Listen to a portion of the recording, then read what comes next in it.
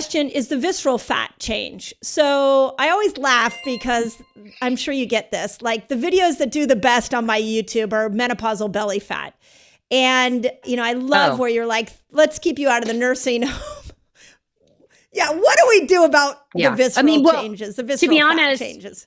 Dr. Pills, that is the biggest pain point for patients. Again, they're coming from the mentality of I have to be thin, da, da, da, da. And then all of a sudden, through their menopause transition, with no changes in their diet and exercise, they suddenly develop a belly. And that gets people's attention because it's about 90% of us. And I was one of them. And I'm like, this is impossible. Like everything they taught me in medical school was calories in, calories out. This is impossible. I've changed nothing. And you go and you look at the literature and it's like, are you really only eating that many calories? Are you sure? Are you really working out as much as you thought? I'm like, I'm telling you, this is happening to me. So when you break down what is happening, so estrogen is a really powerful anti-inflammatory hormone. And when the shield comes down, the estrogen levels drop, all of a sudden our systemic inflammatory markers increase. And that drives fat to the intra-abdominal cavity. Insulin resistance increases with no changes in diet and exercise. That drives fat to the intra-abdominal cavity. Once that fat hits the intra-abdominal cavity, it is much more pro-inflammatory than our subcutaneous fat. So for your listener, subcutaneous fat is the fat we all know. It gives us breast, hips, cellulite. We don't like it. It's cosmetically distressing, but it's a very different actor than our visceral fat. Is much higher in the neuroendocrine, production of inflammatory hormones.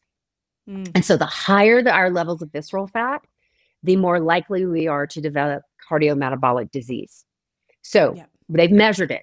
In a premenopausal woman, the average percentage of total body fat that is visceral is 8%. She goes through the menopause transition, that increases to 23%. Ooh. Wow. It triples through the menopause transition. I don't have to tell a woman this. She knows it's happening. Yes. So what do we know? So HRT can help attenuate this. It's not perfect. Okay. High fiber diets, 25 grams or more, less likely you will see a decrease in visceral fat. Limiting added sugars, not sugars found in cooking, not sugars found in natural foods, sugars put in there from cooking and processing. Women who limit those added sugars to 25 grams or less per day, much lower levels of visceral fat. Normal vitamin D levels, much lower levels of visceral fat.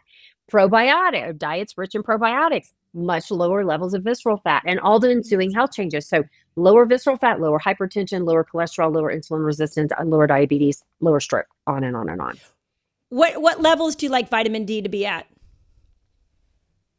So in my clinic and from what I've read, in the functional medicine world, though I'm not classically functional medicine trained, so I don't want to pretend that I am.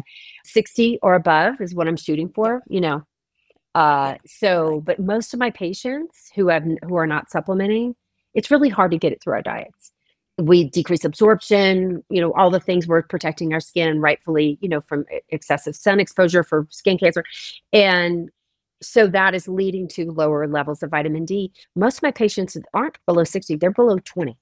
Like they are extremely deficient through the menopause transition. Yeah. Yeah. And I would agree, higher is better. And getting it up isn't as easy as just dropping some supplements. You have to really do it continuously.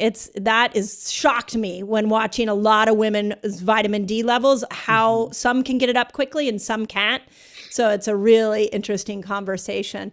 Of course, we have to talk about alcohol, because alcohol is a really interesting one, because the glass of wine becomes the thing you're like gripping to as you're going through this experience, but then it creates the lack of sleep. It creates, What would you say about alcohol in this process? There's nothing healthy about it, really. There's really very few benefits. For that 20-minute high, you're sacrificing your sleep, you're sacrificing calories, you're sacrificing your mental health, and I know for me and most of my patients, and I do drink, if I choose to drink, I'm choosing not to sleep.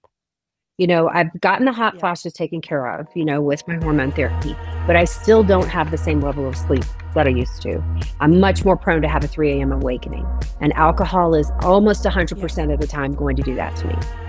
And so I've had to make a choice between sleep and alcohol. Yeah. Yes, I absolutely agree with that.